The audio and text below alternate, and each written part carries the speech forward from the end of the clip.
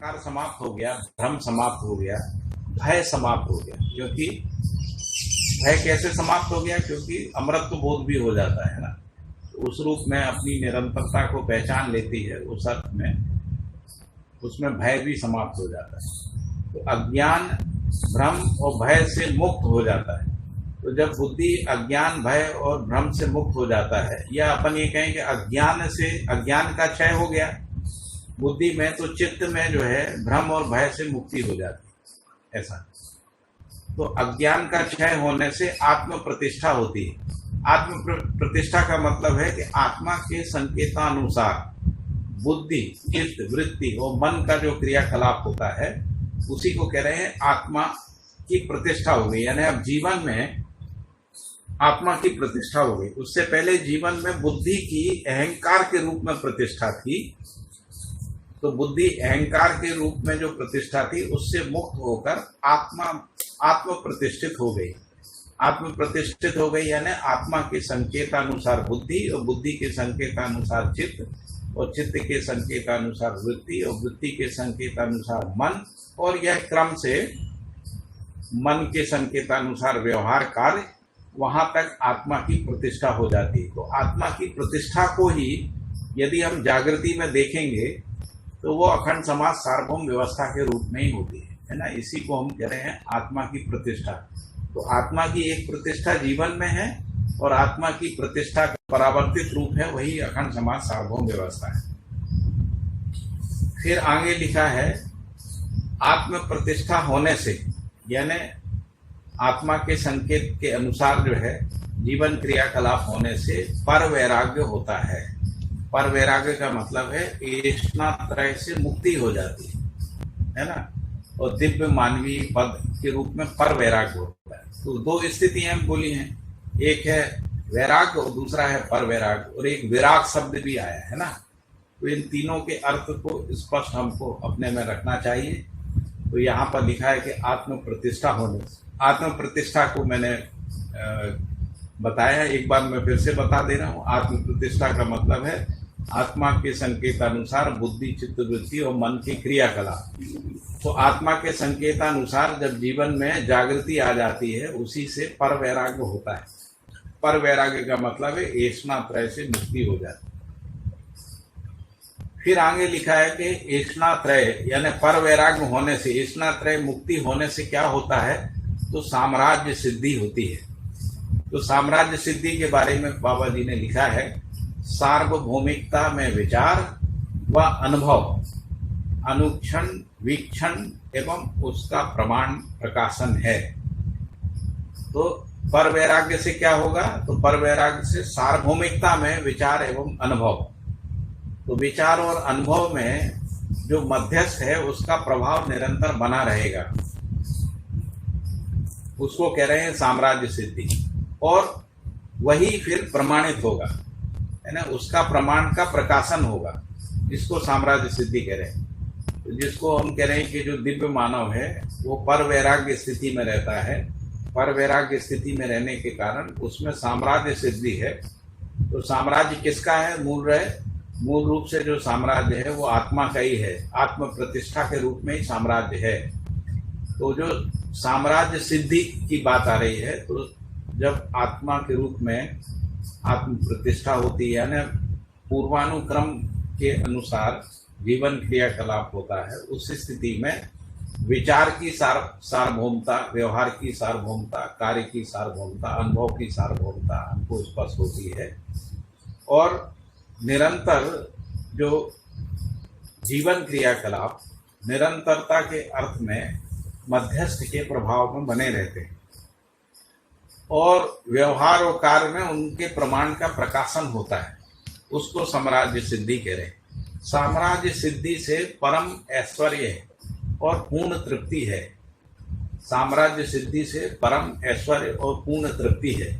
परम ऐश्वर्य को बाबा जी ने ऐसा लिखा है, परम ऐश्वर्य के रूप में क्या है? तो परम सत्य रूपी सह अस्तित्व में अनुक्षण, वीक्षण, वृत्ति, क्षमता, यानी दूसरे अर्थ में कहें सह अस्तित्व में दृष्टापद प्रतिष्ठा का बना रहना। तो सह अस्तित्व में दृष्टापद प्रतिष्ठा का बना रहना, यानी ये जो दृष्टा पद है वो क्रमशः आत्मा बुद्धि चित्त वृत्ति मन में बना रहना, मानव में बना रहना। मानव जो है व्यवहार कार्य के दृष्टा के रूप में है ना। तो इस तरीके से जो दृष्टा पद का बना रहना, इसी को कह रहे हैं परम ऐश्वर्य। और फिर लिखा है एवं पूर्ण तृप्ति है।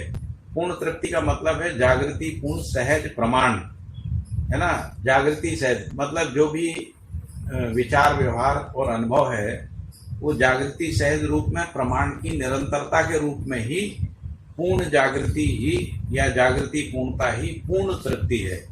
पूर्ण तृप्ति यानी फिर उससे ज्यादा कोई तृप्ति के लिए कोई वस्तु नहीं है। इसलिए लिखा है कि साम्राज्य सिद्धि से परम ऐश्वर्य एवं पूर्ण तृप्ति होती है। फिर आगे लिखा है कि ऐश्वर्य प्राप्ति से क्या होगा। तो ऐश्वर्य प्राप्ति से सहजावृत्ति है, जो अभी हम लोग पहले भी सहजावृत्ति के संबंध में पढ़ रहे थे इसी अध्याय में।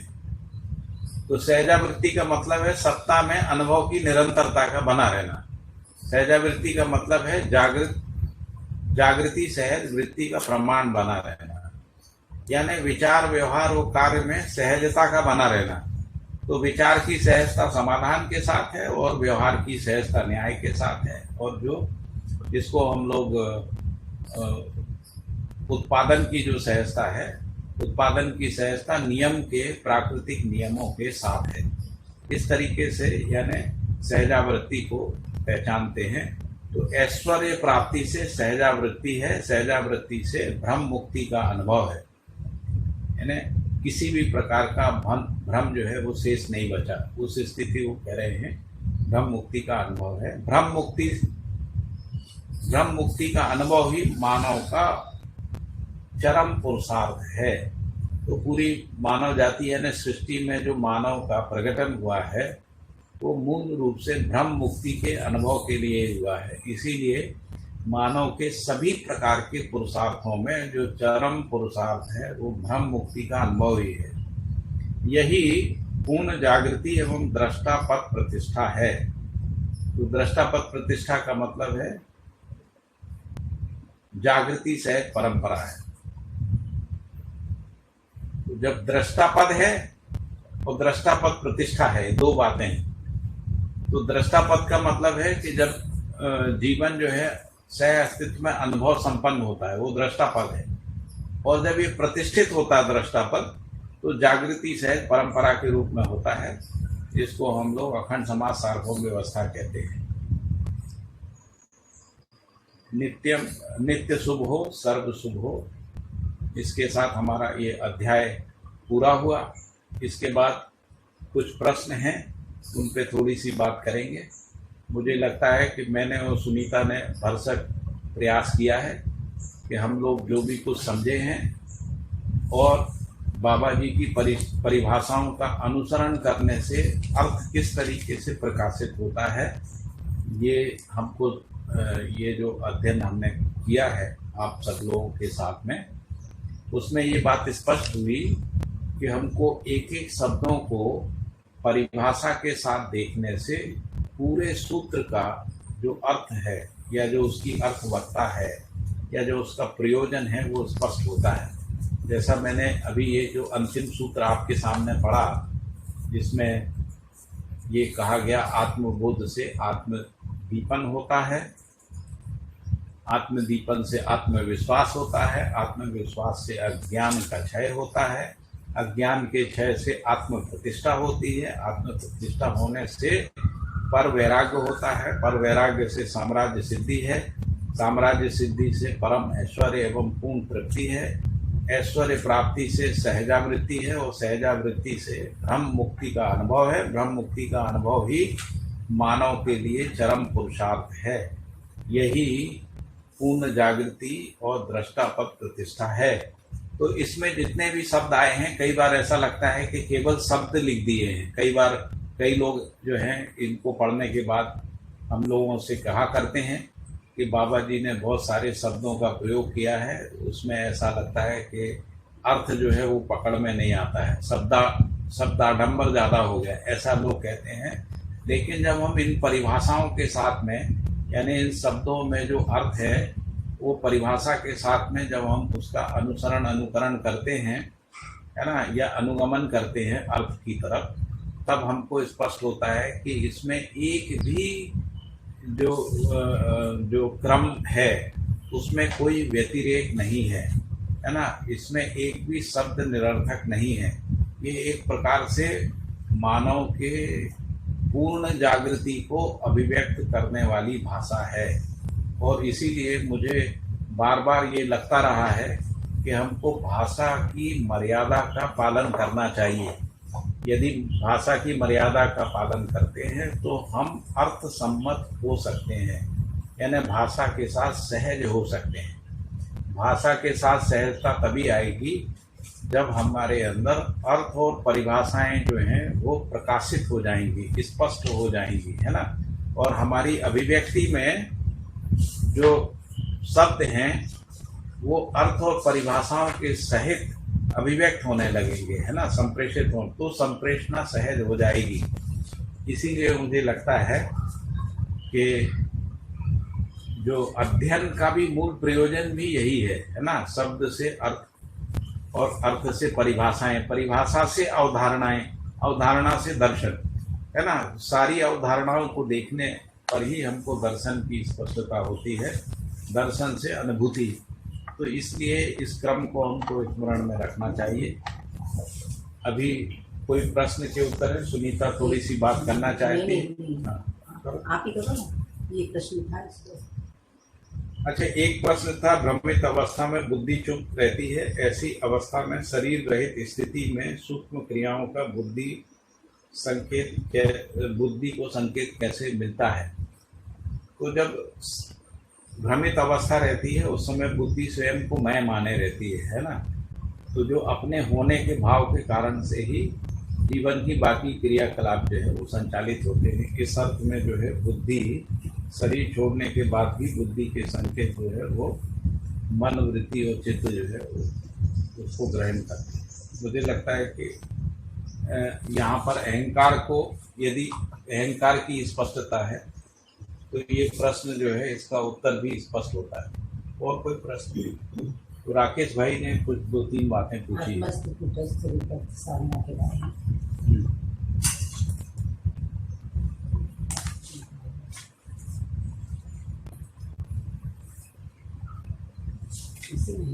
मेरा मोबाइल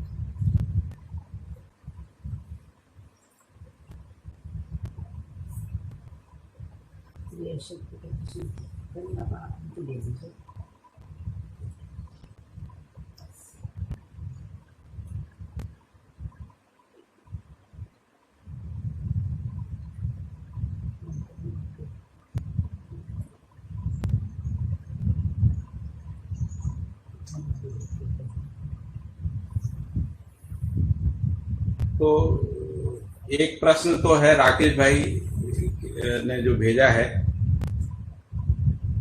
असीम अवकाश और ब्रह्मांड में क्या अंतर है, ऐसा है। हालांकि यहाँ पर जो शब्द आया है वो लिखा है असीम अवकाश, और फिर इसके बाद लिखा है एक ब्रह्मांड में विचरण करने वाले, और फिर लिखा है एक भूमि के वातावरण में विचरण करने वाले। तो जब जिसको भूस्थली कह रहे हैं, तो जब हम एक भूमि की बात करते हैं तो इस पृथ्वी और इस पृथ्वी के वातावरण में विचरण करने वालों की बात कर रहे हैं, जो भूत आत्माएं हैं। तो ये जो भूत आत्माएं हैं, क्योंकि ये भौतिकता से आसक्त रहती हैं, इसीलिए वो भूमि के वातावरण क्षेत्र से बाहर नहीं जा पाती। इसके बाद है एक ब्रह्मांड, किसको कह रहे हैं? एक ब्रह्मांड का मतलब है, जो मैं समझता हूँ, राकेश भाई को भी ये लोग बाबा जी के संपर्क में रहे हैं, बहुत सारी बातचीत हुई है, लेकिन यहाँ पर जो मुझे स्पष्ट हो रहा है या जो अर्थ का भास हो रहा है वो इस तरीके से है, एक ब्रह्मांड का मतलब एक सोलर सिस्टम है। तो एक सोलर सिस्टम यानी एक जो सोलर सिस्टम है उसके बीच में जो भी रिक्त स्थली है, जिसको अंतरिक्ष स्थली बोल रहे हैं ना, उस अंतरिक्ष स्थली यानी एक ब्रह्मांड की सीमा में विचरने वालों को, जिनको हम देवात्मा कह रहे हैं। कुछ लोग शायद ऐसा भी करें कि एक ब्रह्मांड का मतलब एक गैलेक्सी है, पर मुझे ऐसा लगता है कि यहाँ पर शायद एक गैलेक्सी उसका अर्थ नहीं है। एक ब्रह्मांड का मतलब एक सोलर सिस्टम से है, और जो असीम अवकाश का मतलब है, जहाँ अनंत जो आकाश गंगाएं हैं है ना, उसको असीम अवकाश कह रहे हैं। असीम अवकाश का मतलब है जिसको हम व्यापक वस्तु कह रहे हैं, है ना। तो असीम अवकाश में विचरने वाले, इस अर्थ में मुझे जो है ये स्पष्ट हुआ है। दूसरा प्रश्न है कि कूटस्थ और आत्मस्थ उपासना में क्या अंतर है?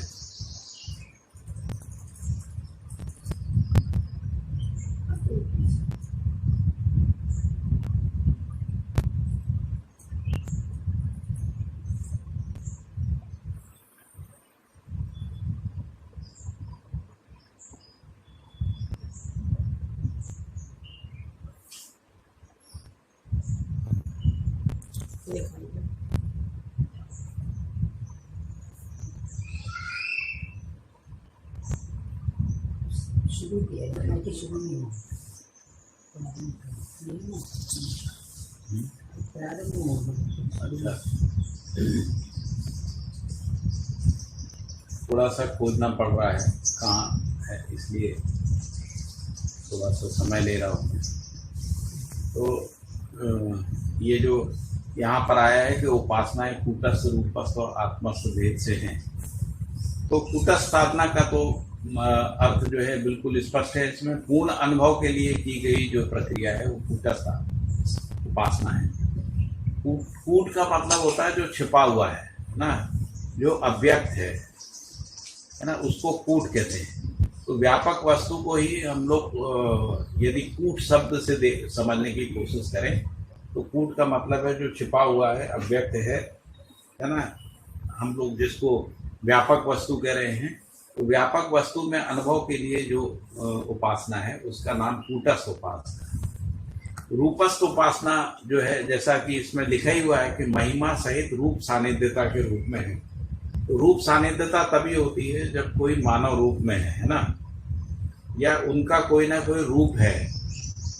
तो वो रूप किस तरीके से रहता है? तो रूप आचरण के रूप में ही रहता है, व्यवहार, कार्य और जो भी मानव कर्म करता है उसके रूप, उसी के साथ में ही उस व्यक्ति का रूप होता है। तो इसलिए जो जागृत व्यक्ति के जैसा बनने के लिए जो प्रयास है, जो उपासना है, जो अध्ययन है, उसको रूपस्थ उपासना कह रहे हैं। जिसको कह रहे हैं कि देव आत्माओं की जो उपासना है ना, या जो देव मानव की जो उपासना है उसको कह रहे हैं कि रूपस्थ उपासना है। रूपस्थ उपासना से जो जागृत व्यक्ति है उसका आचरण जो है, उसका जो स्वभाव है वो हमको प्राप्त होता है।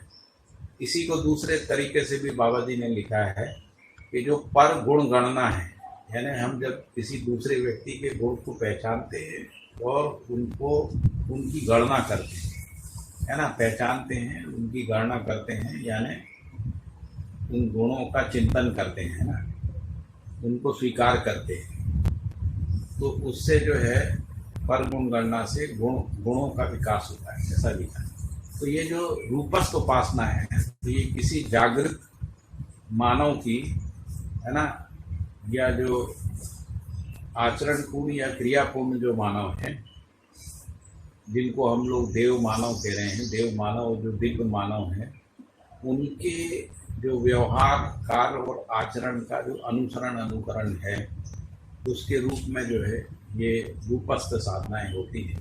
तो रूपस्थ साधना पूर्वक जो है उनका जो आचरण है वो आचरण हमारे अंदर प्रकाशित होता है। और इसके बाद है प्रत्यावर्तन प्रक्रिया ही आत्मस्थ उपासना है। जो प्रत्यावर्तन प्रक्रिया ही आत्मस्थ उपासना है। तो जैसा भी हम लोग अभी लास्ट का सूत्र पढ़ रहे थे, तो उसमें ये लिखा था कि आत्म लक्ष्य कब बनता है ना? आत्म लक्ष्य कब बनता है? तो हमने ये पढ़ा था कि आत्मबोध या आत्म लक्ष्य कब बनेगा? जब हमारे अंदर विरागमय जीवन होगा। तो जो विरागमय जीवन है उसी से आत्म लक्ष्य बनता है।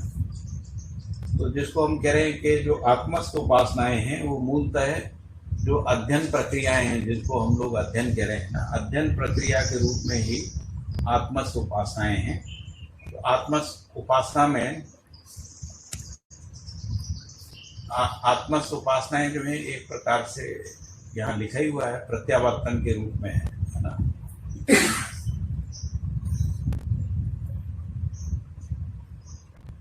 इसमें लिखा हुआ है कि जो आत्मस्थ उपासना है वो प्रत्यावर्तन की क्रिया है।